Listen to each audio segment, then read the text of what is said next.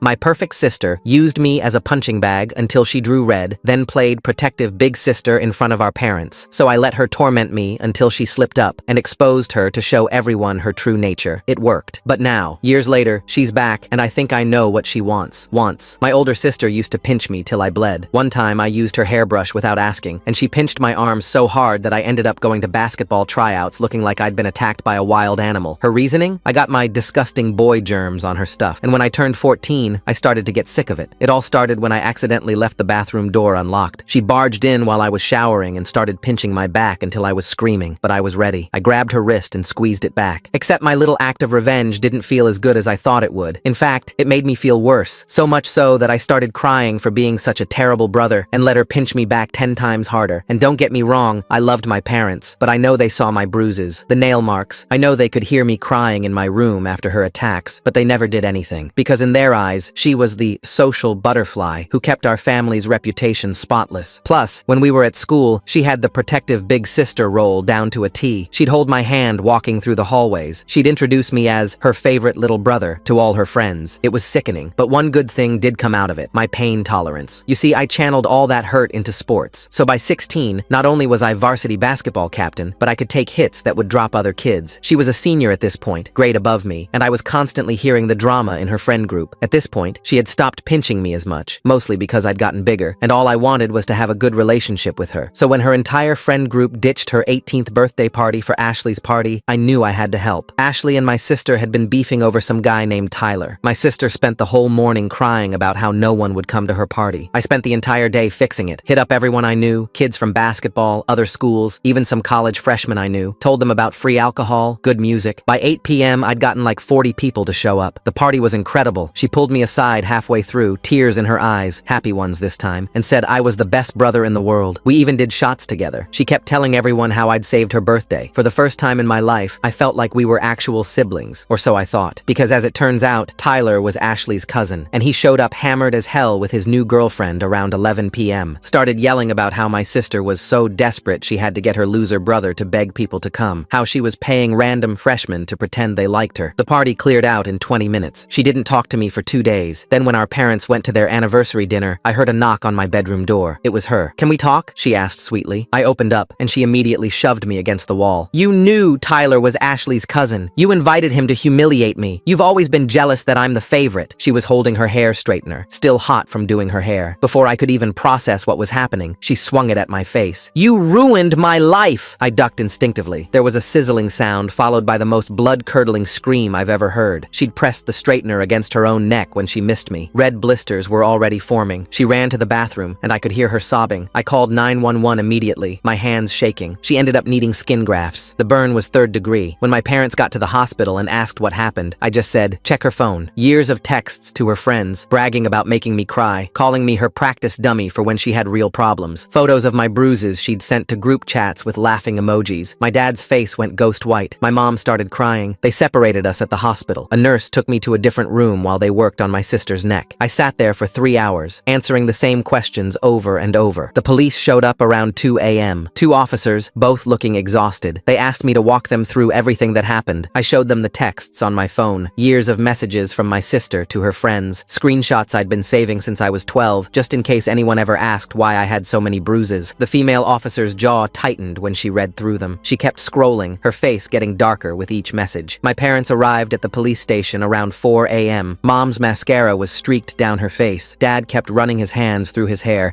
making it stick up in weird directions. They wouldn't look at me. The detective assigned to our case was named Catherine. She had kind eyes but asked hard questions. She wanted to know about every incident I could remember, every pinch, every bruise, every time my parents saw what happened and did nothing. I told her about the basketball tryouts, about the shower incident, about how my sister would smile at school assemblies while digging her nails into my arm under the table. Catherine wrote everything down in a small notebook. Child Protective Services got involved the next morning. A social worker named Nicholas came to interview us at home. He was younger than I expected, maybe late 20s, with a gentle way of speaking that made me want to tell him everything. My sister came home after 2 days in the hospital. Her neck was wrapped in white gauze. She couldn't turn her head without wincing. The doctors said she'd need multiple surgeries. The scarring would be permanent. She moved into our guest room. Mom took time off work to help her with the bandage changes. I could hear them talking softly through the walls. Sometimes my sister would cry, not the fake tears she used to manipulate people, but real, painful pitiful sobs. Nicholas visited twice a week. He'd talk to each of us separately, then together as a family. My parents had to attend mandatory counseling sessions. The court ordered it. They went every Tuesday and Thursday, coming home with red eyes and tight lips. School was weird. Word got out about what happened, though the details were fuzzy. Some kids thought I'd attacked my sister. Others heard she'd hurt herself. Ashley actually approached me in the hallway one day, looking uncomfortable. Tyler feels bad about what he said at the party, she mumbled. He was hammered. He didn't mean to start all that. I just nodded. What else could I say? That his drunken rant had triggered the worst night of my life? That my sister was scarred forever because of a stupid birthday party? Basketball practice became my escape. Coach pulled me aside after the first practice back, asked if I needed time off. I told him I needed to play more than ever. He understood. Let me stay late, shooting free throws until the janitor kicked us out. My sister started physical therapy 3 weeks after the incident. The burn had damaged some nerves. She had trouble moving her neck certain ways. I drove her to appointments because our parents were at work. We'd sit in silence during the 20-minute drive. One day, she spoke up. I know you hate me. I gripped the steering wheel tighter. I don't hate you. You should. Her voice was flat. I've been horrible to you. I didn't know what to say. Part of me wanted to agree, to list every terrible thing she'd done, but seeing her struggle to turn her head, watching her wince when the physical therapist stretched her neck, unalived that impulse. Catherine called a family meeting 6 weeks after the incident. She brought another social worker, an older woman named Kathy, who specialized in family trauma. They sat us all down in our living room. We need to discuss long-term plans, Catherine said. The criminal investigation is ongoing, but we need to focus on healing as a family. My sister had to complete anger management classes, court-ordered, like our parents' counseling. She went every Monday evening. I'd see her workbooks sometimes, left on the kitchen counter. Pages of exercises about identifying triggers and managing emotions. The investigation revealed more than anyone expected. Catherine had interviewed my sister's friends. Several admitted they'd been uncomfortable with how she treated me. One girl, Kat, had even saved screenshots of particularly cruel messages, planning to show someone but never following through. My parents had to face hard truths. The social workers didn't sugarcoat anything. They'd failed to protect me. They'd enabled my sister's behavior. Dad broke down during one session, admitting he'd always known something was wrong, but didn't want to believe his daughter could be abusive. 3 months passed. My sister's bandages came off, revealing angry red scars across her neck. She started wearing turtlenecks and scarves, even in warm weather. Her friends visited less and less. The popular girl who'd ruled the school became someone people whispered about in the halls. We ate dinner together every night now. Another court requirement. Supervised family time. Nicholas or Kathy would sometimes join us, observing our interactions. The conversations were stilted, careful. We talked about safe topics, weather, sports, TV shows. One evening during dinner, my sister dropped her fork. The clatter made everyone jump. She bent to pick it up, then froze halfway down, her hand going to her neck. The scar tissue didn't stretch the same way normal skin did. I got up to help, but she waved me off. I've got it. Her voice came out strained. She managed to grab the fork, but when she straightened up, tears were streaming down her face. Mom reached for her, but my sister pulled away. Don't, just don't. She left the table, her food untouched. We heard her bedroom door slam. Nicholas made a note in his folder. He always had that folder during our dinners. Never said much, just observed and wrote things down. The next morning, I found my sister in the kitchen at 5 a.m. She was trying to make coffee, but couldn't tilt her head back enough to see if she'd filled the pot properly. Water was everywhere. Let me help, I said. She stepped aside without arguing. That's when I noticed the bruises on her arms. Fresh ones, purple and yellow marks that looked like fingerprints. What happened to your arms? She pulled her sleeves down. Nothing. I just bruised easily now. The medication makes my skin sensitive, but I recognized those marks. I'd worn enough of them to know what they looked like. Someone had grabbed her, hard. At school that day, I saw her ex-best friend Mia cornering her by the lockers. Mia was gesturing aggressively, getting in my sister's face. My sister just stood there, taking it. The girl who used to rule the hallways with an iron fist now couldn't even defend herself. I walked over. Everything okay here? Mia turned on me. Oh look, the victim's here to save his psycho sister. How sweet. We're leaving, I said, guiding my sister away. In the car after school, she finally broke. They all hate me. Every single person at school thinks I'm a monster. Mia grabbed me yesterday, said I deserved worse than some scars, said she wished the straightener had hit my face instead. I didn't know how to respond. Part of me understood their anger. My sister had hurt a lot of people over the years, not just me, but seeing her like this, broken and afraid, made my chest tight. Catherine scheduled an emergency session that week. She'd gotten reports from the school about escalating harassment. My sister sat hunched in her chair, looking smaller than I'd ever seen her. We need to discuss alternative schooling options, Catherine said. The current environment isn't conducive to healing. My parents exchanged looks. Mom spoke first. We can't afford private school. There are online programs, Catherine suggested. Or we could look into transferring to Westfield High across town. My sister shook her head. I have 3 months left. I can handle it. But she couldn't. The next week, someone spray-painted abuser across her locker. The janitor tried to clean it off, but you could still see the ghost of the letters. She started eating lunch in the nurse's office. I tried to help where I could, walked her to classes when our schedules aligned, sat with her at lunch when the nurse wasn't available. My basketball teammates didn't understand. understand. Why are you protecting her? Jake asked during practice. After everything she did to you? I missed my free throw. She's still my sister. She's getting what she deserves, another teammate said. Coach overheard and made the whole team run suicides. We don't kick people when they're down, he said. That's not what this team is about. But the damage was spreading. Our parents started fighting more. I'd hear them in their bedroom at night, voices raised. Mom blamed Dad for ignoring the signs. Dad blamed Mom for babying my sister. Both of them blamed themselves. One night, I heard a crash from their room. I found Dad sleeping on the couch the next morning. He'd been there ever since. Nicholas increased his visits to 3 times a week. The court was monitoring our family closely. There was talk of extending the supervision period. My parents had to submit weekly reports about our progress. My sister's physical therapy wasn't going well either. The therapist said she was developing compensatory movement patterns that could cause long-term problems. She needed to do exercises at home, but she'd given up. I started going to her room after dinner, making her do the stretches. She'd resist at first, but eventually gave in. We'd sit on her floor, me counting repetitions while she worked through the pain. Remember when we used to play board games? She asked one night during stretches. Before I got mean? I did remember. We'd been close when we were really young, before middle school changed everything, before she decided I was an embarrassment. What happened? I asked. When did you start hating me? She was quiet for a long moment. I never hated you. I hated that you were better than me, nicer, more genuine. People actually liked you for you. They only liked me because I made them afraid not to. The admission hung between us. I helped her with the final stretch, watching her face contort with pain as the scar tissue pulled. 2 weeks before graduation, everything imploded. My sister had been doing better, keeping her head down, just trying to make it through. Then someone posted the screenshots online, all the messages she'd sent about me over the years, the photos of my bruises, everything. The post went viral in our school community. Parents started calling for her expulsion. The principal had to hold an emergency assembly about cyberbullying. It didn't matter. The damage was done. My sister didn't come home that night. My parents called the police at midnight. I drove around looking for her, checking all the places I thought she might go. The park where we used to play as kids, the beach where our family had picnics. I found her car at the old railroad bridge outside town. She was sitting on the hood, legs dangling over the edge. The drop wasn't fatal, but it would hurt. We both knew about hurting. Don't, I said, approaching slowly. I wasn't going to jump, she said. I just needed to think. I sat beside her. We stayed there for an hour, not talking, just existing in the space between what was and what could have been. I'm sorry, she finally said, for everything. I know it doesn't fix anything, but I need you to know that I'm sorry. I know, I said, and I did. The apology didn't erase the scars, physical or emotional, but it was a start. We drove home separately. Our parents were waiting, along with 2 police officers. There were procedures for missing persons, even ones who came back, more reports, more documentation. Catherine arranged for my sister to finish school from home. The principal agreed it was best for everyone. She'd get her diploma, but wouldn't walk at graduation. Another consequence of that night with the straightener. The house felt different with her home all day, quieter, despite her presence. She spent most of her time in her room, working on assignments and attending virtual anger management sessions. I'd check on her between my own classes and basketball practice. Sometimes I'd find her doing her physical therapy exercises without prompting. Other times she'd be staring at her reflection, fingers tracing the scars on her neck. Our parents' marriage was hanging by a thread. They'd started couples counseling on top of everything else. Some nights Dad still slept on the couch. Mom had stopped cooking elaborate dinners, and we lived on takeout and frozen meals. Nicholas pulled me aside during one visit. How are you handling all this? I'm fine, I said automatically. It's okay if you're not, he said. You've been through significant trauma. Your feelings matter too. But I didn't know how to explain the guilt that sat in my stomach like a stone. If I hadn't ducked that night, none of this would have happened. My sister would be graduating normally. My parents would still be happy. Our family wouldn't be under constant supervision. The rational part of me knew it wasn't my fault. She'd swung a hot straightener at my face. Ducking was instinct, but rationality didn't make the guilt disappear. Basketball season ended with us making it to regionals. I played my worst game, couldn't focus, kept thinking about my sister at home, alone while everyone else celebrated. We lost by 12 points. After the game, coach found me in the locker room. You've got a lot on your shoulders, he said, but you can't carry everyone else's burden. Sometimes people have to face their own consequences. He was right, but it didn't make watching my sister suffer any easier. The girl who'd tormented me for years had become someone I worried about constantly. The irony wasn't lost on me. Graduation day arrived with unusual May heat. I put on my cap and gown, trying to feel excited about the milestone. My parents came separately, sitting on opposite sides of the auditorium. My sister stayed home. As I walked across the stage, I thought about her sitting in her room, watching her classmates' Instagram stories of their celebration. Part of me wanted to skip the after parties and go home, but Nicholas had been clear. I needed to maintain my own life, my own milestones, so I went to Jake's party, tried to act normal, but when someone made a joke about psycho sisters, I left. Found myself driving home, still in my graduation gown. My sister was in the backyard, attempting to plant flowers in Mom's neglected garden. The physical therapist had suggested gardening for her neck mobility. She looked up when she heard the gate. Shouldn't you be celebrating? She asked. Felt like gardening, I said, grabbing a trowel. We worked in silence, planting marigolds and petunias. The sun hit down on us, making the scars on her neck glisten with sweat. By the time we finished, we were both dirty and exhausted. "Thanks," she said simply. That night, for the first time in months, our whole family ate dinner together without supervision. Dad had come home early. Mom had actually cooked. We sat at our usual spots. The empty chair where Nicholas usually sat somehow louder than his presence. "I got into state," I announced. "Basketball scholarship, full ride." I'd been holding on to the news for weeks. My parents smiled, the first genuine smiles I'd seen from them in months. Even my sister looked pleased, though something flickered behind her eyes. "That's amazing," she said. "You deserve it." After dinner, she knocked on my door. "Can I ask you something?" I let her in. She sat on my bed, picking at a loose thread on my comforter. "Do you think we'll ever be normal again?" she asked. Our family, I mean. I thought about lying, giving her false hope, but we'd moved past pretty lies. "I don't know," I said honestly, "but maybe we can be something different, maybe better." She nodded, understanding. We'd never have the relationship we could have had. Too much damage, too much history. But perhaps we could build something new from the wreckage. Catherine visited one last time the following week. The official supervision period was ending. We'd completed all court requirements. The investigation had concluded with no criminal charges, just mandatory counseling and supervision. "You've all made significant progress," she said, "but the real work starts now. Without oversight, without requirements, just you as a family, figuring out how to move forward."